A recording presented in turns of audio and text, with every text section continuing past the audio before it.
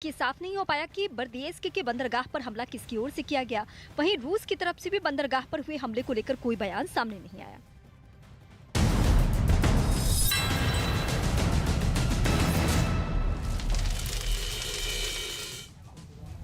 नमस्कार व्यूअर्स, मैं हूं अमीश देवगन और आप देख रहे हैं आर पार। इमरान खान पूरी दुनिया में कश्मीर कश्मीर चिल्ला रहे थे, लेकिन घरेलू पिच पर उनका बल्ला उखड़ गया है। इस समय की सबसे बड़ी खबर यह है, वो ख्वाब तो कश्मीर का देख रहे थे जो अधूरे रह गए, लेकिन प्रधानमंत्री के तौर पर उनके दिन अब पूरे हो चुके हैं और अब उनका बोरिया बिस्तरा समेट कर जाने का दिन बेहद करीब आ गया है। लेकिन आज मुद्दा सिर्फ कश्मीर और इमरान खान का नहीं है, क्योंकि 2 दिन पहले इस्लामाबाद में मुस्लिम देशों की बैठक शुरू हुई, जिसमें 40 मुस्लिम देशों के विदेश मंत्री शामिल हुए।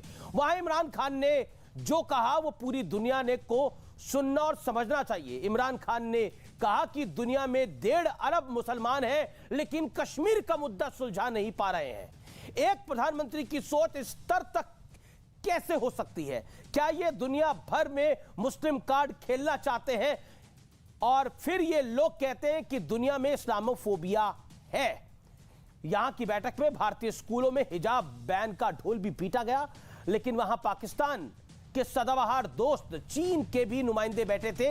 वहीं चीन को खुलकर उइगर मुसलमानों का दमन करा है, लेकिन इस पर किसी इस्लामिक देश ने एक शब्द नहीं बोला। इसलिए आज आर पार में पाकिस्तान के नुमाइंदों को भी बुलाया गया है और इसी पर होगी अंतर्राष्ट्रीय टक्कर। कश्मीर के चक्कर में इमरान खान की फाइल बंद हो रही है। इस समय की सबसे बड़ी ब्रेकिंग स्टोरी यही है, इमरान खान का तख्ता पलट हो रहा है पाकिस्तान के अंदर।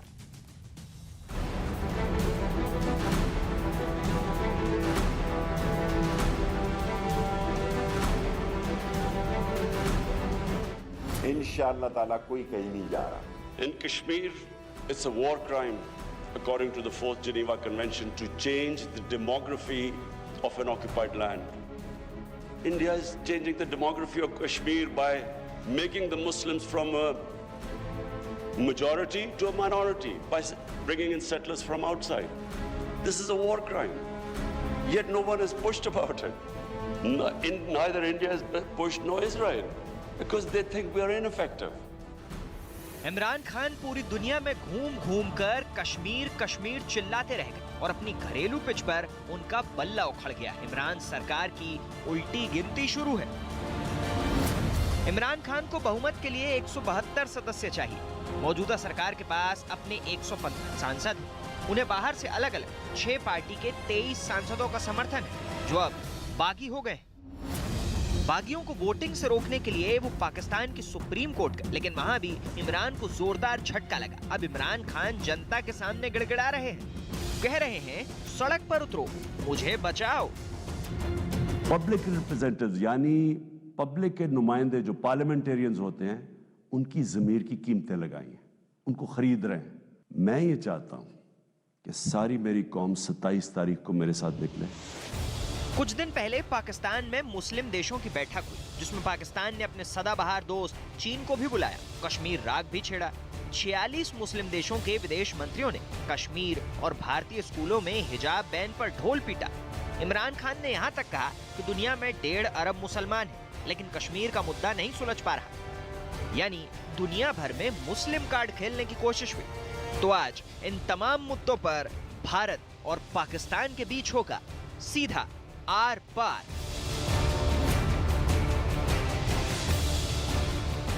लेकिन इस समय की सबसे बड़ी खबर क्या है, मैं आपको बता देता हूं। पाकिस्तान के हवाले से सबसे बड़ी खबर आ रही है, पाकिस्तान सुप्रीम कोर्ट के हवाले से। इमरान खान को बहुत बड़ा झटका है। पाकिस्तान सुप्रीम कोर्ट ने बहुत बड़ा झटका दिया है अपने निर्णय के अंदर। बागियों की वोटिंग की अपील खारिज हो गई है, यह बड़ी खबर है। बागियों की वोटिंग रोकने का दाव फेल हुआ है इमरान खान का। इस समय की बड़ी ब्रेकिंग स्टोरी यही है, इस समय की सबसे बड़ी खबर यही है कि इमरान खान का जाना अब लगभग तय हो गया है। पाकिस्तान में एक बार फिर तख्ता पलट हो रहा है। यह अब कुछ हद तक सामने है। कश्मीर के चलते इमरान खान रुखसत हो रहे हैं पाकिस्तान से। ये इस समय की बड़ी खबर है। कश्मीर का राग अलापते रहे, नरेंद्र मोदी के खिलाफ बोलते रहे, लेकिन अपनी कुर्सी नहीं बचा पा रहे इमरान खान। और अब कह रहे हैं कि आवाम यानी जनता सड़क पर उतरे और उन्हें बचाए। इमरान खान अपील कर रहे हैं आज सुबह से कि जनता सड़क पर उतरे और मुझे अब बचाए आकर। यानी कुल मिलाकर इमरान खान का विकेट डाउन हो गया है। मेरे साथ बात करने के लिए गौरव भाटिया है भारत से, जो कि रूलिंग पार्टी के प्रवक्ता है। तारिक फतेह मेरे साथ खासतौर पर जुड़ रहे हैं कनाडा से। मेरे साथ के सिन्हा है, जाने माने रक्षा विशेषज्ञ। मेरे साथ आरिफ अब्बासी जुड़ेंगे, कमर चीमा है पाकिस्तान के रक्षा विशेषज्ञ। तारिक फतेह, क्योंकि आप एक पुराने पत्रकार भी है, इमरान खान के साथ ये क्या हो रहा है? कश्मीर का राग अलाप रहे थे, हिजाब की दुहाई दे रहे थे, नरेंद्र मोदी को जितना बोल सकते थे बोला इन्होंने, लेकिन कुर्सी तो नहीं बच पाई। वो इसलिए कि कुर्सी का ताल्लुक कश्मीर या किसी ये बाकी सारे मौजू जो आपने कहे इसकी बेसिस पे नहीं हुआ। जो उन्होंने मैनेज किया पाकिस्तान को, मेरा ख्याल है उससे ज़्यादा डिसऑर्गेनाइज्ड और मिसमैनेज्ड ना इकॉनमी रही है कभी इतनी ख़राब, ना अंदरूनी मामलात इतने रहे, और जो उनका अपना स्टाइल था कि वो बाप बनना चाहते हैं। उन्होंने कहा भी कि मैं बाप हूं और मैं माफ़ कर दूंगा। ये फ्यूडलिज्म की निशानदेही है, ये किसी पॉलिटिशियन का नहीं होता। आपकी पॉलिटिकल पार्टी है पीटीआई, आप उसके अंदर रह के बात करेंगे। ये पूरा बाप बनना और बच्चे रखना ये कोई बादशाहत थोड़ी है। अब उसके अंदर मेन मसला ये है, कश्मीर का इसमें इतना ताल्लुक नहीं है जितना ये है कि ये मुल्क चलाना जानते ही नहीं है। इनको वही अपना क्रिकेट खेलना था या शादियां करनी चाहिए थी, ये पता नहीं कहां से आ गए। शादी वगैरह भी तो नहीं चल पाई, ना देश चल पाया ना शादी चल पा रही है। तो काफी इजाजत है, वो अभी चौथी भी करेंगे, हर टाइप की शादी कर ली उन्होंने, बुरके वाली भी, पर्दे वाली भी, यहूदी भी, मुसलमान भी, हर एक को ट्राई किया। लेकिन उसी जगह रहना चाहिए जो आपकी एक्सपर्टीज है, या क्रिकेट खेलें या शादी करें। ये मुल्क चलाने का शौक हर एक को क्यों आ जाता है पाकिस्तान में? क्योंकि फौज आगे रख देती है, जी जी जी, से कहती कि आप जाइए और हमारा मुंह काला होगा, आप संभाल लीजिए, हम पीछे पैसे अपने बनाते रहेंगे। इस कदर लूटा है पाकिस्तानी जनरल्स ने। स्विट्जरलैंड के अंदर लिस्ट आई है सबकी कि जिन्होंने अपने सारे अकाउंट्स वहां क्रेडिट स्विस में डाले हुए। जी, कमर चीमा, आप पाकिस्तान का राग अलापते रहे, 370 का राग अलापते रहे, अभी कुछ दिनों पहले तक हिजाब का राग अलापते रहे, लेकिन अपना देश नहीं चला पा रहे हो। देखें, इससे कोई फर्क नहीं पड़ता पाकिस्तान में कौन पावर में है। असल मसला तो ये है कि इंडिया जो है अगर वो इनजस्टिस करेगा तो कोई भी पाकिस्तानी हो वो खड़ा होगा। देखें, नरेंद्र मोदी साहब अगर कश्मीरियों का हक छीनेंगे, उनको सेकंड ग्रेड सिटीजन बनाएंगे, मुसलमानों के साथ कश्मीर में या इंडिया में हाल देखो, कमर चीमा, अपने मुल्क का हाल देखो। इमरान खान आए या इमरान खान जाए, आपको हमने ठीक करना है, ये हमारी जिम्मेदारी है। हमने मजबूत फौज आपके लिए रखी हुई है। इमरान खान को तो 3 साल हुए पावर में आए हुए, उससे पहले 72.5 साल इंडिया को किसने ठीक रखा है? इंडिया की तबीयत किसने ठीक की है? 72.5 साल वो भी पाकिस्तानी थे। सो आपको परेशान ना हो, आप इमरान खान के जाने से खुशियां मनाएं, बाकी भी मना रहे हैं, मुझे भी उनसे बड़े मसाइल है, लेकिन पाकिस्तान और इंडिया का जब मसला आएगा तो सारा पाकिस्तान इकट्ठा है। इंडिया को यह परेशान होना चाहिए कि इंडिया पाकिस्तान के अंदर कभी भी पिछले 75 सालों में कोई दरार नहीं डाल सकता। ठीक है। सारा पाकिस्तान। तारिक फतेह भी कुछ कहना चाहते हैं, एक सेकंड। कमर चीमा, थोड़ा इमरान खान की फाइल बंद हो रही है, आप एक सेकंड। तारिक फतेह भी कुछ कहना चाहते हैं। Tarek Fatah, now you get it why I was saying कि they are obsessed with Kashmir. ये कश्मीर के साथ इनको इतना प्यार है, इनको मतलब कश्मीर के साथ इतनी मोहब्बत है, कश्मीर के राग के साथ और नरेंद्र मोदी के साथ तो बहुत ज्यादा मोहब्बत है। उस मोहब्बत के अंदर ये फना होने जा रहे हैं। देखिए, पूरा जो पाकिस्तान पीओके है या जिसे पाकिस्तानी आज़ाद कश्मीर कहते हैं, एक शख्स नहीं है जो कश्मीरी ज़बान बोल सके। आप इससे अंदाज़ा लगाइए कि 47 से लेके आज तक उन्होंने वहाँ की मादरी जबान ख़त्म कर दी है। वो जो गिलगित बल्तिस्तान जिसका लद्दाख से ताल्लुक होता था वो ख़त्म हो गया। लेकिन एक बात मेरे प्यारे पाकिस्तानी भाई बहन नहीं समझते कि वो कहते हैं पाकिस्तान का कोई बिगाड़ नहीं सकता। भाई जिन्होंने पाकिस्तान बनाया था ईस्ट बंगाल में, वो तो 25 साल पहले 50 साल पहले छोड़ के चले गए। उन्होंने हाथ जोड़ लिया, माफ़ी मांग ली कि भाई तुम लोगों के साथ हमारा रहना कहना नहीं है, हम अलग मुल्क हैं और हम आपसे ताल्लुक नहीं चाहते। आप शेख मुजीब को प्राइम मिनिस्टर बनाएं तब भी नहीं रहेंगे हम। और आज देखिए कि वो पाकिस्तान से कम से कम 10-12% ज्यादा तरक्की कर गए। जी जी, कमर चीमा, मैं फिर गौरव भारतीय रूलिंग पार्टी बीजेपी जो है उनके नेता और प्रवक्ता के पास जाऊंगा। लेकिन कमर चीमा, आप कह रहे हैं कि इमरान खान आए जाए कोई फर्क नहीं पड़ता, हमारी भी उनसे कुछ शिकायतें हैं, यानी आपकी भी कुछ शिकायतें हैं, लेकिन you are obsessed with Kashmir, you are obsessed with India. लेकिन इसका आपका हर जो प्रधानमंत्री आता है उसको इस तरह का ऑब्सेशन होता है और उसकी फाइल बंद हो जाती है, उसकी दुकान बंद हो जाती है वहां पर, वो अपना मुल्क संभाल नहीं पाता। यही तो हम कह रहे थे, आपको हिजाब का रोना रोना था, आपको 370 का रोना रोना था, लेकिन रोना रोते रोते आपको वहां की पब्लिक रुला रही है। आपका अपने मिसाइलों पे ध्यान नहीं है, आपको भारत के मिसाइलों पे ध्यान है। ओ भाई, आपको इस बात का पता ही नहीं, आपकी फौज पिछले 75 साल से पाकिस्तान के खिलाफ प्लानिंग कर रही है। आपके अरे इसी फौज ने आपको तीन बारी मारा है, इसी फौज ने आपको तीन बारी मारा है। क्यों मुझसे रिपीट कराते हैं ये सब कुछ? आपकी फौज कहती है हम तो 65, 71, 99 बालाकोट भूल जाते हो आप, अभी हुआ है थोड़े दिनों पहले। सर्जिकल स्ट्राइक भूल जाते हो आप। हुआ है जिसके मिसाइल हाथों से छूट जाती हैं, आपकी डिफेंस मिनिस्टर को माफी मांगनी पड़ती है क्योंकि मिसाइल हाथ से छूट गया आपकी फौज के। इनकॉम्पिटेंट छूटा भी आप पर, वो मिसाइल छूट के भी आप पे चला गया। हम लोग तैयारी ना करें, इमरान खान हो, नवाज शरीफ हो या कोई भी हो, एक गल याद रखो, हमारा एक ही टारगेट है और वो इंडिया।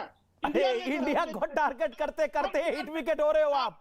ओके गौरव भाटिया, एक तो पहले आप लोग, गौरव भाटिया आपसे नाराजगी है, गौरव भाटिया आपसे नाराजगी है, आप लोग मिसाइल भी एक तैयार करते हैं और मिसाइल भी पाकिस्तान में छूट जाता है और ये बेचारे कुछ कर भी नहीं पाते। मारते ये इंटरनेशनल फोरम पे रोते देखिए हम पे मिसाइल डाल दिया, भारत कहता है हम टेस्ट कर रहे थे, गलती से चला गया होगा। मिसाइल को भी पता है उसको बजना कहां पे है जाकर।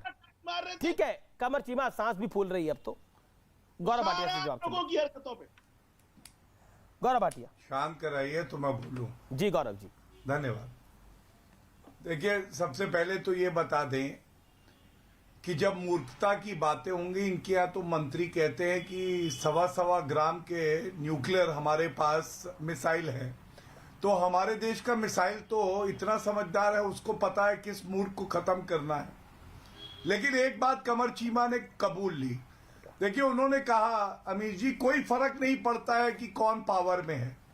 बिल्कुल यही बात तो हम भी कहते हैं, प्रधानमंत्री कौन है इससे कोई फर्क ही नहीं पड़ता है, कठपुतली बन के ही चलना है और चलाना आईएसआई और इनकी आर्मी और सेना को है। वरना अमीर जी आप बताइए किसी लोकतंत्र में आपने सुना है कि आर्मी चीफ प्रधानमंत्री को कहे चलो आगे बढ़ो, दूसरा आएगा प्रधानमंत्री? ये केवल पाकिस्तान में ही होता है। पाकिस्तान में लोकतंत्र और ये कहते हैं हमें ठीक करना है। नहीं, जिसको ये लोग लोकतंत्र कहते हैं अमीर जी, वो उस लोकतंत्र की व्याख्या मैं अभी करूंगा, थोड़ा समय दे दीजिए। मैंने बड़े धैर्य से सुना। इन्होंने कहा ये हमें ठीक करेंगे। आपको मालूम है हम लोग विजय दिवस मनाते हैं, ये लोग घुटना टेक दिवस मनाते हैं। हम लोग बताते हैं कैसे पाकिस्तान के 2 टुकड़े हमारी वीर सेना ने करे। ये नाक रगड़ू दिवस बनाते हैं जब 93,000 सैनिकों ने इनके आत्मसमर्पण किया था। आपकी ताकत कहां पे थी वहां पे? वो तो हम गलत बात, हम तो वो तो डिवीजन इस तरह की थी। आप किस चीज पे नारे मार रहे हैं? आपने चीमा अगर फूकेंगे तो लाहौर के आगे गिरोगे। जाओ फूक दिया, उड़ा दे, पकड़ लो, कुर्सी पकड़ो, चलो फूक मारे तुम्हें। कश्मीर पे हमला करेंगे। अरे चीमा मत बोलो ऐसे, अच्छा नहीं लगता। तुम्हारे देश में इस तरह की जाहिर चर्चा होती होगी, न्यूज़ 18 पे हो, यहाँ पे अच्छी चर्चा होती है। अमीर जी इनको शांत कराइए, थोड़ा पानी दीजिए। अरे कैसे शांत फेफड़े रहेंगे फट गौरव जाएंगे। भाटिया, मुंह देखिए। इनके यहाँ तख्ता पलट हो रहा है, इनको कोई विदेश में नहीं छोड़ रहा, इनको कोई पैसे नहीं दे रहा, आप कह रहे हैं शांत रहे। आज तख्ता पलट हो रहा है, डेमोक्रेटिक ट्रांजिशन हो क्या रही है। डेमोक्रेटिक ट्रांजिशन है ये? Democratic transition my friend. अच्छा चलिए मैं मजाक क्यों कर रहे हो कमर चीमा? अब सुनिए, हिंदुस्तान में हो, सच जो बोलो। लोकतंत्र की बात आपने करी, मैं अपनी बात पूरी कर लूं। आपके यहाँ तो ऐसा लोकतंत्र है कि गले अमीर काटे जी, जाते ये हैं बात तो- पूर्व प्रधानमंत्री और पूर्व राष्ट्रपतियों को, उन्हें अमीर जान जी से मारा सुनिए। जाता है। को चिल्ला देते हैं। अमीर जी सुनिए, अब अमीर जी अपनी बात पूरी कर लूं। कमर यहां बैठे हैं, सुनेंगे मुझे। कमर भैया आपके लिए है, सुनिए। ये तो तथ्य आप भी मानेंगे, बोरिस जॉनसन ने क्या कहा। उसने कहा 1 वर्ल्ड 1 सन 1 grid 1 Modi. Red carpet Joe Biden ने बिछा दिया, मोदी जी गए। आपको मालूम है इनका रेड कारपेट वेलकम नहीं होता अमीर जी, डोरमैट होती है लाल, छोटी सी बाथरूम के बाहर हम लोग रखते हैं, वो रख दी जाती है प्लेन के सामने। और वो भी जो इमरान खान चुरा के ले जाते हैं, इतनी ज्यादा गरीबी है इनके देश में। अब अमेरिका में बात करते हैं, नरेंद्र मोदी जी साथ में बैठ के जो बिडेन से बात करते हैं, पूरे विश्व को दिशा देते हैं। इनके प्रधानमंत्री वहां गए, जो बिडेन जी से बात कराओ। जो बिडेन जी ने कहा नहीं, तुम्हारे लिए बिस्कुट भी नहीं है हमारे पास, चलो आगे बढ़ो। भिखारी कटोरा लेके आते हो, कुछ ना कुछ लेके जाओगे, हम बात नहीं करेंगे। और आप बताइए कमर चीमा, अगर तथ्य गलत हो, क्या प्रधानमंत्री भुट्टो को फांसी नहीं हुई थी? क्या ये सत्य नहीं है कि आजादी में आधे समय आपके यहाँ डिक्टेटरशिप रही? भाई आपके ये सत्य नहीं है। तीसरी बात, क्या बातें करते हैं? अरे सुनो मेरी बात, गुस्सा नहीं होने का। हमारी हिस्ट्री है, हमारी जैसी भी इंटरनल हिस्ट्री है, फिर भी घमंड हुआ। हमारा टारगेट तो इंडिया। अरे देश झंडवा, फिर भी घमंड हुआ। बेकारी देश जो हुआ हमारा इंटरनल हुआ। अच्छा चलो, कमर चीमा को 10 रुपए दो, मैं 10 रुपए दिलवाता हूँ आपको। आपकी अर्थव्यवस्था क्या है? गधों को आप चीन भेजते हैं, बताइए। आपको प्रधानमंत्री को अपनी गाड़ी बेचनी पड़ती है, कहते किराए पे रखो, पेट्रोल भरने के पैसे नहीं है, बिजली का बिल आप दे नहीं पाते। मैं बता रहा हूँ, आप हमारी चिंगारी न लगाओ, आपके खेत में तो आग लगी हुई है, जल जाओगे भस्मासुर। ऐसी कर ली है हमारी फौज तो वो है, हमारे प्रधानमंत्री तो वो है। अनुच्छेद 370 हटा दिया। तुम्हारी औकात है, तुम्हारी हैसियत है, कुछ कर पाओगे? अनुच्छेद 370 हटाया, क्या कर पाए बताओ? आप लोगों की क्या? नरेंद्र मोदी जी वो है, अगर निकाल देंगे तो इमरान खान उड़ जाएंगे, तुम्हारे जैसों को तो छोड़ दो। मिसाइल छूट जाते हैं, सारे युद्ध हारे हो तुम। 1900 हाँ मिसाइल छूटेंगे, और जब लगेंगे तो पता चलेगा। जी मैं के सेना का रुख करता हूँ, एक सेकंड। के सेना, बालाकोट एयर स्ट्राइक याद है? सर्जिकल एयर स्ट्राइक याद है? देखो एयर स्ट्राइक क्या हुआ था बताओ? याद है? सर्जिकल स्ट्राइक कैसी लगी थी? करके दिया था आपको, अभिनंदन याद है? पूरी दुनिया के सामने तो क्या हुआ था? जो शेर दहाड़ा तो तुम्हारे जनरल बोले कि उनके पसीने छूट गए। उन्होंने कहा अभिनंदन जी को वापस कर दो, वरना पाकिस्तान के टुकड़े हो जाएंगे। क्या ये सत्य नहीं है? कमर चीमा बताओ, ये सत्य नहीं है?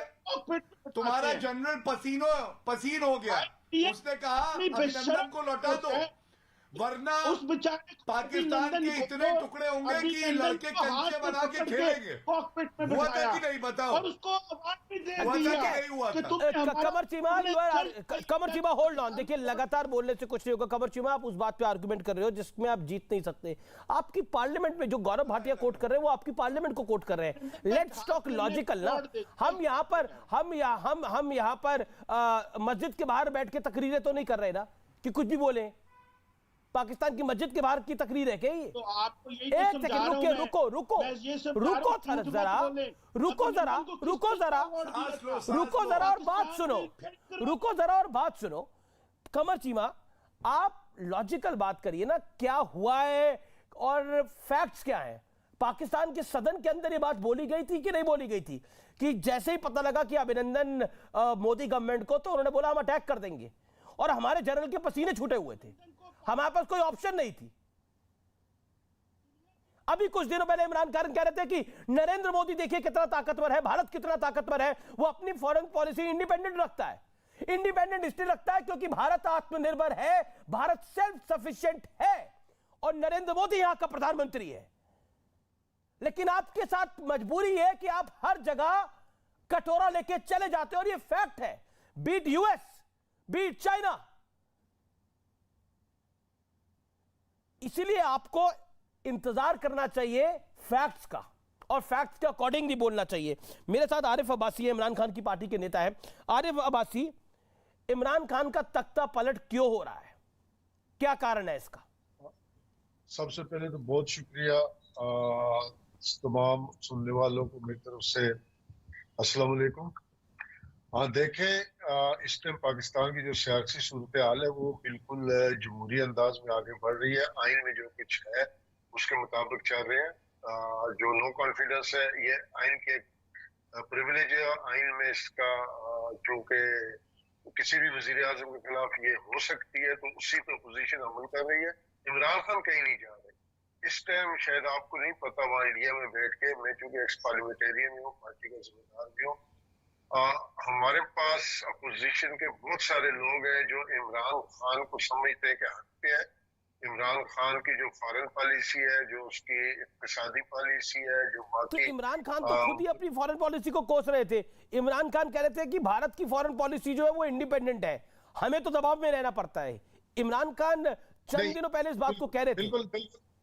बिल्कुल मैं आपकी बात के साथ एग्री करता हूँ। इमरान खान ने ऐसा कहा, क्यों कहा? इस वजह से कहा कि हमारे यहाँ नॉर्मली जो प्रीवियसली पॉलिसी चली वो टिल्टेड थी, समवन अमेरिका की तरफ, कहीं यूरोप की तरफ, कहीं मिडिल ईस्ट की तरफ। तो बहुत सारे एरिया हमसे रह गए थे, इग्नोर हो गए थे, लाइक रशिया, सेंट्रल एशिया, फार ईस्ट। तो उसमें पॉलिसी जो अमेंड कर रहे हैं हम, तो उसमें इमरान खान को बिल्कुल ये कहना पड़ा है कि हमें आजादाना, खुदमुख्तियार और गैर जानबदाराना खारजा पॉलिसी की जरूरत है और ये हमारे की जरूरत है। उसमें इमरान खान ने ऐसा कहा, उसमें कोई गलत बात नहीं है। अगर किसी की सही चीज को सही कहा जाए तो उसमें क्या मजाक है। हम भी अपनी पॉलिसीज को थोड़ा सा अमेंड कर रहे हैं, खारजा पॉलिसी को स्पेशली। हमारे जो एनएसआर यूरोप पे है या अमेरिका पे है या मिडिल ईस्ट के कुछ ममालिक पे है, उसको हम इस तरह कर रहे हैं कि सारी दुनिया के साथ हमारे एक जैसे ताल्लुक हो और हम अपने मफादात के ताबे फैसले करें, ना कि किसी की। जी मैं एक सेकंड में आपके वापस लौट के आता हूं। आपके ऑडियो में दिक्कत, आपके ऑडियो में भी बार बार दिक्कत आ रही है। मैं वापस आपका रुख करता हूं। के सिन्हा, मैं आपके पास आता हूं। पाकिस्तान की समस्या हमेशा से कश्मीर रहा है और उसी समस्या के चलते इनके प्रधानमंत्री निपटते गए हैं, उनकी फाइलें बंद होती गई हैं।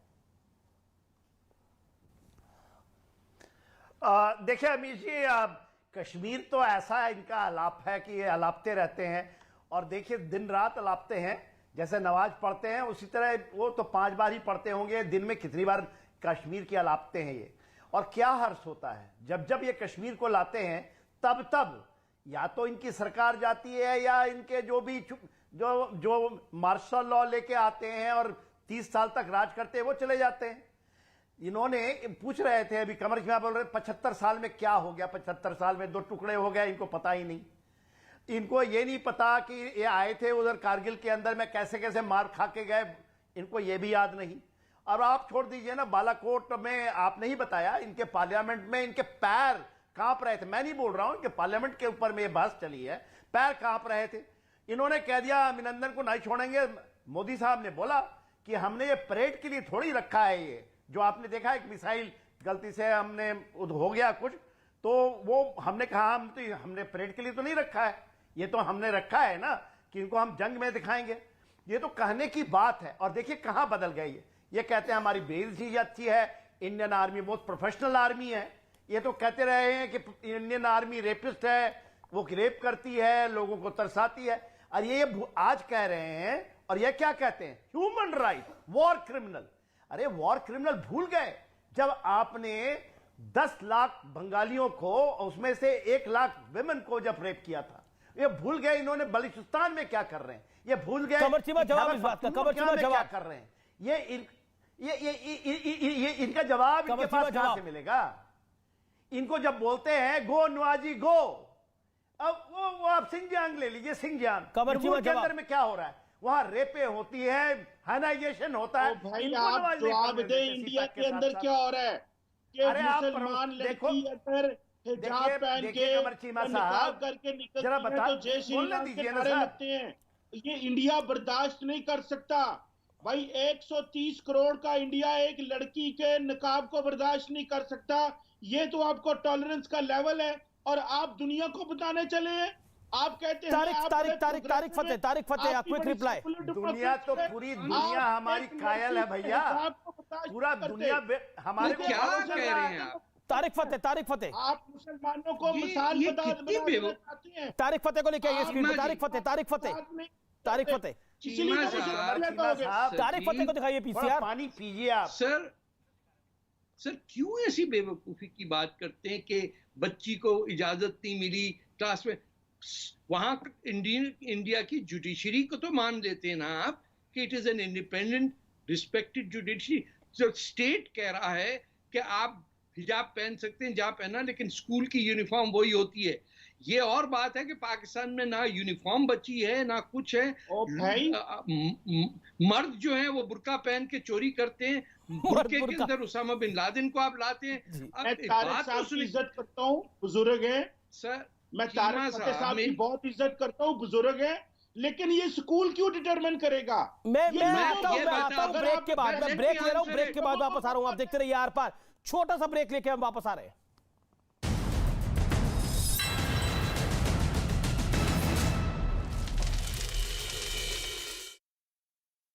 जहां तक नजर गई वहां तक मलबा ही मलबा दिखा। सड़क किनारे खड़ी कई गाड़ियां भी मिसाइल हमले में पूरी तरह जल गईं और सिर्फ उनका ढांचा ही दिखाई दिया।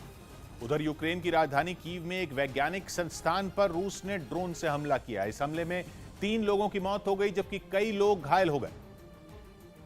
और ड्रोन से बमबारी के बाद कीव का यह वैज्ञानिक संस्थान धुएं के गुबार से ढक गया, जिसके बाद वहां राहत और बचाव की टीम पहुंच गई, जिसने इमारत में फंसे लोगों को बाहर निकालने के साथ ही आग बुझाने का काम भी शुरू कर दिया। इस बीच वो ड्रोन भी नजर आया जिसके जरिए इस इमारत को निशाना बनाया गया था। ये धमाका इतना जोरदार था कि आसपास की कई इमारतों के शीशे चकनाचूर हो गए। तो वहीं यूक्रेन की राजधानी कीव पर कब्जे के लिए जंग लड़ रही रूसी फौज ने वहां की कुछ दुकानों और गोदामों पर बमबारी की। इस हमले में एक इलाके की 2 इमारतें आग में जलकर राख हो गईं, जबकि इन इमारतों के आसपास खड़ी गाड़ियों के भी परखचे उड़ गए। हमले की खबर मिलते ही दमकल कर्मियों की टीम मौके पर पहुंची और आग को बुझाने में जुट गई। उधर कीव में झुलसती बिल्डिंगों को बुझाने में जुटे दमकल कर्मियों की सांसें अटक गईं। ऐसा इसलिए क्योंकि जब वो राहत और बचाव काम में लगे थे तब भी रूसी सैनिकों की गोलीबारी जारी रही और फिर गोलियों की तड़तड़ाहट के साथ ही धमाका भी हुआ, जिसके बाद उन्होंने अपनी जान बचाने के लिए वहां से निकलना ही बेहतर समझा। रूसी गोलीबारी से बचने के लिए भागकर वो लोग बिल्डिंग के एक हिस्से के पीछे छिप गए। यूक्रेन ने आरोप लगाया कि रूसी सैनिक इसी तरह हर जगह बेहिसाब गोलियां बरसा रहे हैं। वहीं यूक्रेन से जारी जंग के बीच रूस के ताकतवर रॉकेट सोयूज ने जेड साइन के साथ अंतरिक्ष के लिए उड़ान भरी, जिसका एक वीडियो रूस के रक्षा मंत्रालय की ओर से जारी किया गया। और इस लॉन्च की सबसे खास बात रही सोयूज रॉकेट पर बना जेड साइन। जैसे ही काउंटडाउन खत्म हुआ, इंजन चालू हो गए और लॉन्च पैड पर तेज रोशनी उठने के साथ ही रॉकेट ने आसमान की ओर उड़ान भरनी शुरू कर दी। एक कम्युनिकेशन सैटेलाइट को लेकर अंतरिक्ष के लिए निकले इस रॉकेट पर लाल रंग से बना जेड निशान साफ नजर आया, जो यूक्रेन के खिलाफ जंग में रूसी सेना की पहचान बन चुका है। सबसे पहले ये जेड अक्षर यूक्रेन की सीमा पर तैनात रूसी टैंकों और सेना की दूसरी गाड़ियों पर लिखा देखा गया। हालांकि इस कोड का रहस्य भी अभी तक सामने नहीं आ सका है और न ही रूस की ओर से इस पर कोई आधिकारिक बयान दिया गया है। इस बीच अमेरिका और यूरोपियन यूनियन के प्रतिबंधों का रूस ने कड़ा जवाब दिया। रूस ने दोनों के लिए अलग अलग रणनीति बनाई है। खबर है कि रूस ने अमेरिका को यूरेनियम के एक्सपोर्ट पर बैन लगाने के संकेत दिए। मतलब ये कि रूस अपना यूरेनियम अब अमेरिका को नहीं देगा, जिससे अमेरिका के न्यूक्लियर प्लांट बड़ी मुसीबत में फंस जाएंगे, क्योंकि अमेरिका यूरेनियम के लिए काफी हद तक रूस पर निर्भर है। इसीलिए जब अमेरिका ने 2 हफ्ते पहले रूस के एक्सपोर्ट पर बैन लगाया तो उसमें यूरेनियम का कोई जिक्र नहीं किया था। दूसरा बड़ा कदम रूस ने यूरोपियन यूनियन को झटका देने के लिए उठाया। यूरोपियन यूनियन ने भी रूस पर आर्थिक प्रतिबंध लगाए हैं, जिसके जवाब में रूस ने संकेत दिया है कि यूरोप के देशों को कच्चा तेल और नेचुरल गैस का भुगतान अब रूबल में देना होगा। रूबल यानी रूस की करेंसी।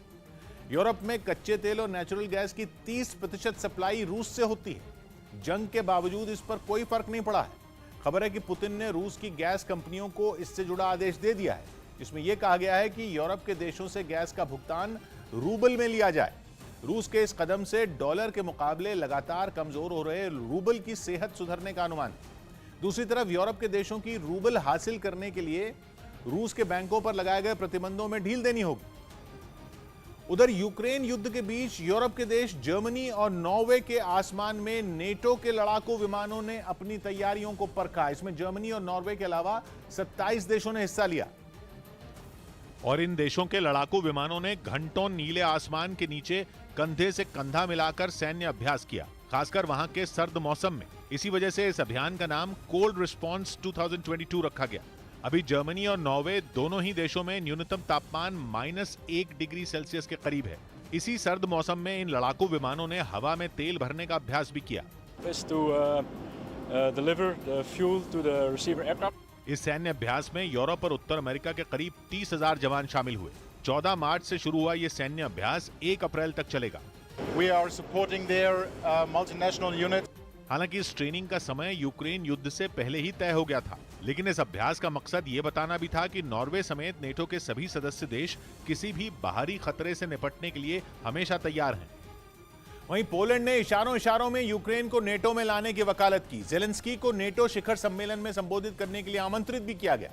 एक दिन पहले ही ज़ेलेंस्की ने नेटो से कहा था कि वो साफ साफ बताए कि यूक्रेन नेटो का हिस्सा बनेगा या नहीं, जिसके अगले ही दिन पोलैंड ने इशारा किया कि वो चाहता है कि यूक्रेन को नेटो का हिस्सा बनाया जाए। पोलैंड के राष्ट्रपति आंद्रेई दूदा रोमानिया की राजधानी बुकारेस्ट पहुंचे थे, जहां उनकी मुलाकात वहां के प्रेसिडेंट से हुई, जिसके बाद हुई प्रेस कॉन्फ्रेंस में उन्होंने इशारों में दिल की बात कह दी। आंद्रेई दूदा ने नेटो को सलाह दी कि वो यूक्रेन में जंग के बाद अपना नजरिया बदले। Potrzebna jest nowa koncepcja NATO i dlatego to nasze spotkanie przed najbliższym szczytem NATO, który odbędzie się za 2 dni w Brukseli, jest tak bardzo। इससे पहले पता चला कि ज़ेलेंस्की को विशेष नेटो शिखर सम्मेलन संबोधित करने के लिए आमंत्रित किया गया है। वो इस सम्मेलन में वीडियो कॉन्फ्रेंसिंग के जरिए अपनी बात रखेंगे, जबकि एक दिन पहले खबर आई थी कि ज़ेलेंस्की ने नेटो को खरी सुनाई थी और एक इंटरव्यू में कहा था कि नेटो यूक्रेन को अपना हिस्सा इसलिए नहीं बना रहा क्योंकि वो रूस से डरता है। ओडेसा में सैकड़ों लोग समंदर के किनारे रूसी नौसेना के हमले का जवाब देने के लिए तैयारी करते दिखाई दिए। यूक्रेन की तरफ से इसका एक वीडियो भी जारी किया गया, जिसमें समंदर के पास कई लोग रेत की खुदाई करते नजर आए। सभी एक ग्रुप बनाकर काम करते दिखे। कोई रेत खोद रहा था तो कोई उसे बोरियों में भरकर दूसरी तरफ पहुंचा रहा था। कई लोग रेत से भरी इन बोरियों को एक ट्रक में भरते दिखाई दिए। यही नहीं, वहां मौजूद लोगों के मन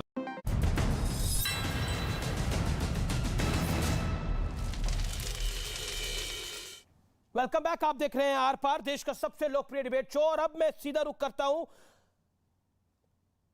मेरे साथ तारिक फतेह हैं, गौरव भाटिया हैं, के सिन्हा हैं और साथ ही कमर चीमा हैं। तारिक फतेह, आप अपनी बात को कंप्लीट करिए। पाकिस्तान से हमारे साथ मेहमान है कमर चीमा। वो कहते हैं पाकिस्तान में बड़ी जबरदस्त डेमोक्रेसी है। नहीं, डेमोक्रेसी हो या ना हो इससे मैं नहीं, बात मैं ये कह रहा था कि ये जो एक स्कूल की बेसिस पे कि वहाँ जनाब झूठ बोला गया कि हिजाब कर्नाटका स्टेट में बैन कर दिया और उस झूठ को लेके पूरा ये इस्लामिक जो एक इन्वायरमेंट है जिसके अंदर हर कोई मातम कर रहा है कि देखिए हमारी शेरनी को स्कूल से निकाल दिया।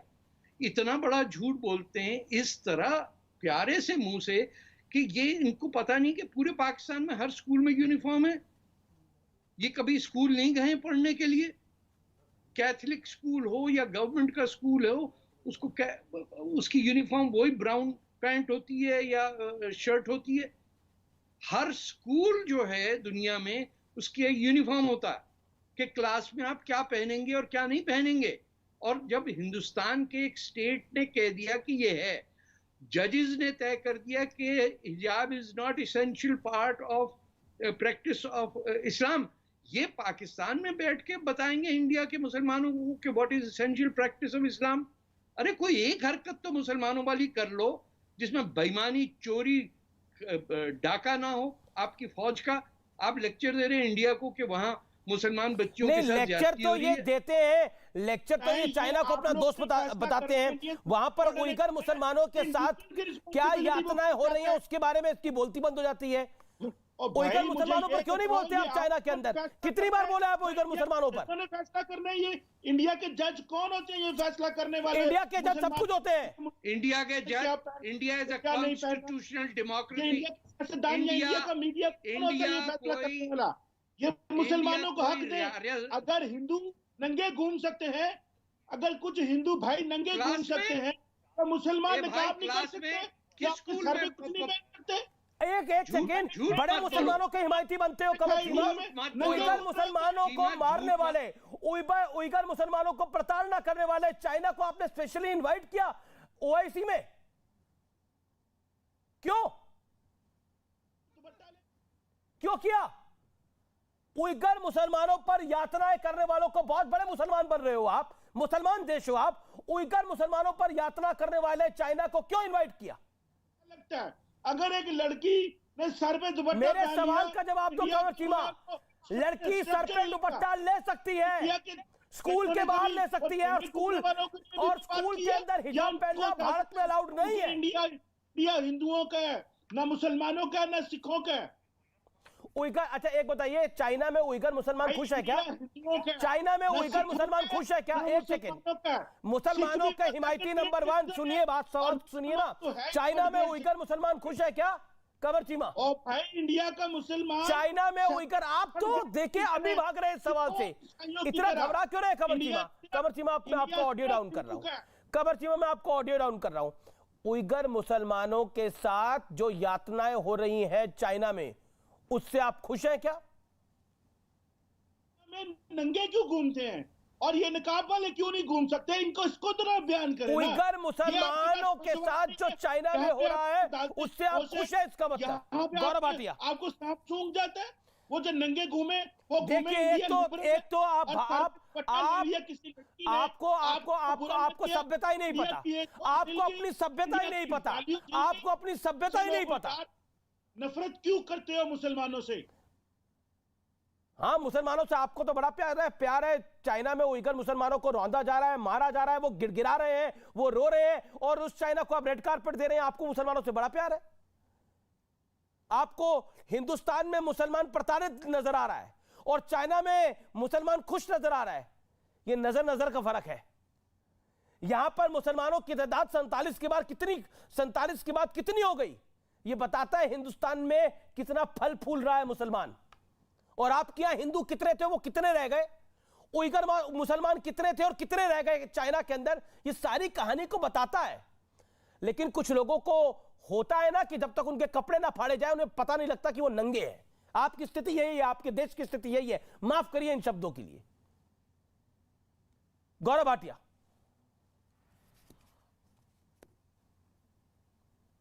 कमर को बहुत देर से सुन रहा था और ऐसा लगता है कि केवल और केवल बकवास करने आए हैं। आपने कहा कि जब तक कपड़े ना फाड़े जाए उनको पता नहीं चलेगा कि वो नंगे हैं। अरे वो वाकई नंगे हैं, उनके कपड़े आप नहीं फाड़ पाएंगे, लेकिन जितना हम चर्चा का स्तर ऊपर उठाएंगे ये नीचे गिराएंगे। आज जो चर्चा हो रही है उसमें एक सार्थक पहलू है और मैं वो तथ्यों के साथ जनता के सामने रखना चाहूंगा। क्या ये सत्य नहीं है कि विश्व को हमारा योगदान क्या है? गूगल के सीईओ सुंदर पिचई भारतीय है, माइक्रोसॉफ्ट के सत्य नडेला भारतीय है, एडोबी के शांतनु नारायण भारतीय हैं, आईबीएम के अरविंद कृष्णा भारतीय हैं। और पाकिस्तान का योगदान क्या है विश्व को, मैं ये भी बता देता हूं। बताइए। बिल्कुल। इनके सीईओ हैं हफीज सैयद जी, मसूद अजहर, जाकिर रहमान लखवी, और कोई बड़ी बात नहीं है अगला प्रधानमंत्री यूएन डेजिग्नेटेड टेररिस्ट आतंकवादी हफीज सैयद बने, क्योंकि उनकी पॉलिटिकल पार्टी है। इमरान खान को हटाया, AK-56 लेके आ गए सारे लोग, और तालिबान का तो इन्होंने समर्थन किया था। दूसरी बात, श्री नरेंद्र मोदी जी के नेतृत्व में हम आज यूएन सिक्योरिटी काउंसिल के सदस्य हैं। मिसाइल टेक्नोलॉजी कंट्रोल रेजीम उसके सदस्य हैं। ये भिखारी पाकिस्तान, आतंकिस्तान जो है, ये हमसे क्या मुकाबला करेगा? और हिजाब या ना हिजाब हमारे यहाँ न्यायपालिका है, हमारा अंदरूनी मामला है, हम इनको क्यों जवाब दें? हाँ, लेकिन एक बात जरूर कहूंगा, हिजाब पे याद आई, जब तालिबानियों ने कहा था ना बिना हिजाब की महिला कटे हुए तरबूज की तरह है और पूरा तरबूज ही खरीदा जाता है। तो इसी आतंकिस्तान भिकारिस्तान ने उस तालिबान का समर्थन किया था। ओके, जवाब। तो ये कमर चीमा, महिलाओं जवाब। को तरबूज समझते हैं। इनसे हम लोग चर्चा करेंगे और तुलना करेंगे। देखिए भाटिया साहब जो है ना, भाटिया साहब नहीं है, ये हैं घाटिया साहब। ये बीजेपी और मोदी जी को खुश करने के लिए अबे सब कुछ कर कीमा, देंगे। कीमा, और जब मैं कहता हूं ना सब अरे कुछ, चीमा, ये तेरा सब कीमा कुछ कर बनेगा देंगे। कीमा। और घाटिया वही सुनो, आतंकी बनाएंगे और कीमा। अब ना IPS सुनो, और इमरान खान बाहर निकलेंगे ना, वो कहेंगे इंडिया बारिश हो रही है। लोग कहेंगे बारिश नहीं हो रही, लोग थूक रहे। तुम लोगों पे थूकते हैं लोग, तुम लोगों पे थूकते। एक रुमाल रखा करो, नंगे आदमी रुमाल रखा करो चेहरा साफ करने के लिए। लोग तुम पे इसलिए थूकते हैं कि तुम लोग किसी के घर जाते हो तो इतने बड़े भिखारी हो, वहां का सामान चुरा लेते हो। इमरान खान को क्यों नहीं बुलाया जो बिडेन ने? कहीं व्हाइट हाउस जाए तो वहां पे लैंप का बल्ब ना उतार दे। क्या बात कर रहे हो? ये हालत है तुम्हारी। अरे ये लोग बड़े घटिया लोग हैं। अभी जी ये बहुत घटिया लोग हैं। मैं आपको बता रहा हूँ, गौरव भाटिया, गौरव भाटिया, तो बहुत बड़ी बात से मिल है। जाते अच्छा, ये हैं। कमर चीमा, एक सेकंड, ये बहुत बड़ी बात हो गई। कमर चीमा, मैं रोकना चाह रहा हूँ डिबेट के अंदर, बहुत बड़ी बात हो गई है। क्या इमरान खान ने बल्ब उतार लिया था अमेरिका के अंदर? क्या दिस हैपेंड? क्या कमर चीमा, इमरान खान साहब ने बल्ब उतार लिया? अरे मैं बता रहा हूँ मतलब, और मैंने कहा घाटिया साहब सब कुछ बोल जाएंगे। अरे मतलब, अच्छा ये सच तो नहीं? अरे ये बल्ब वाला उतारा था क्या?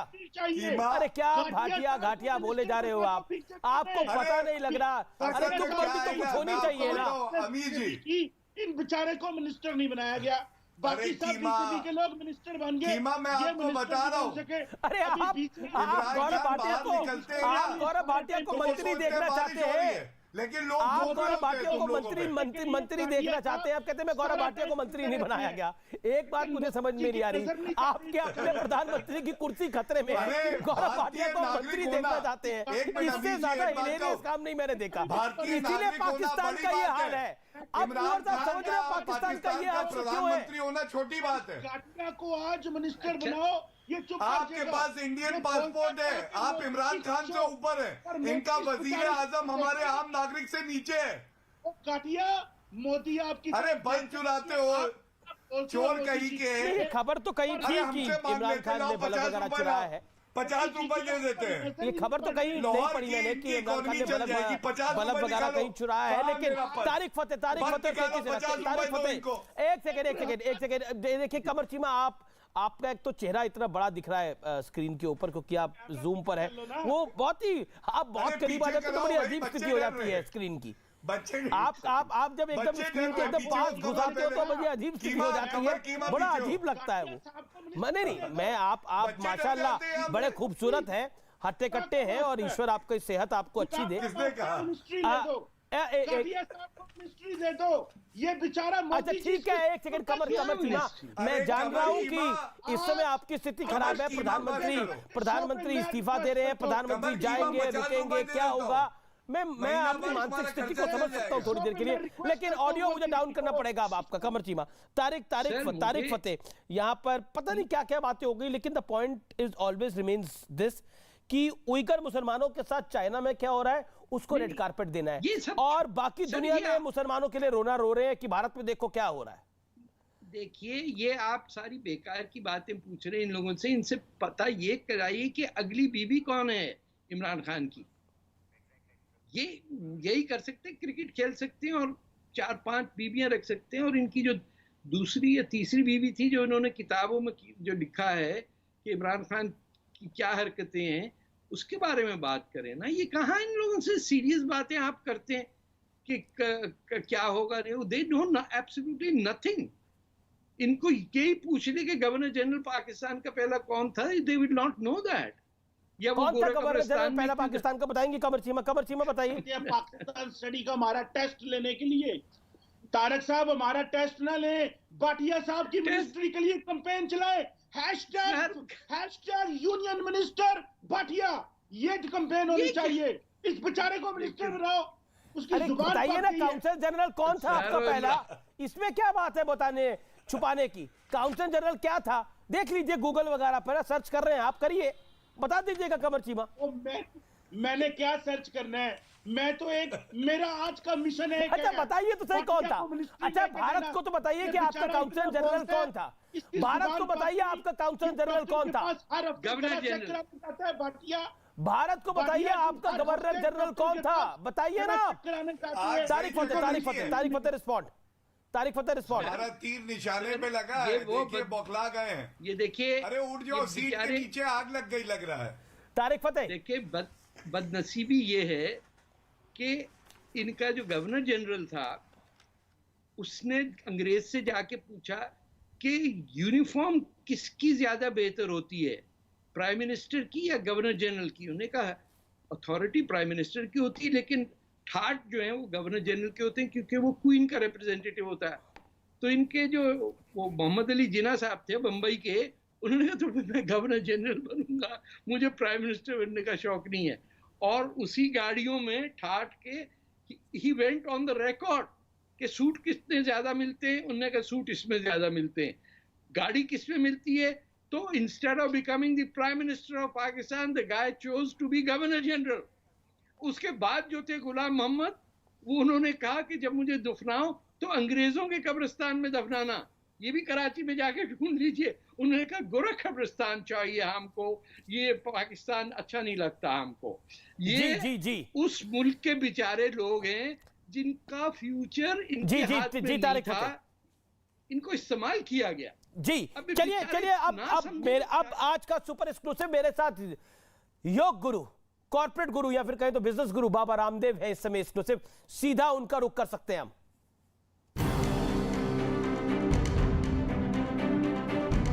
आज मेरे साथ मौजूद है योग गुरु, आयुर्वेद के गुरु और अब बिजनेस के भी गुरु, यानी बाबा रामदेव। बाबा रामदेव जी आपका अभिनंदन है। आपको हम योग गुरु बुलाते हैं, अब आपको लगता है कि बिजनेस गुरु भी बुलाना पड़ेगा।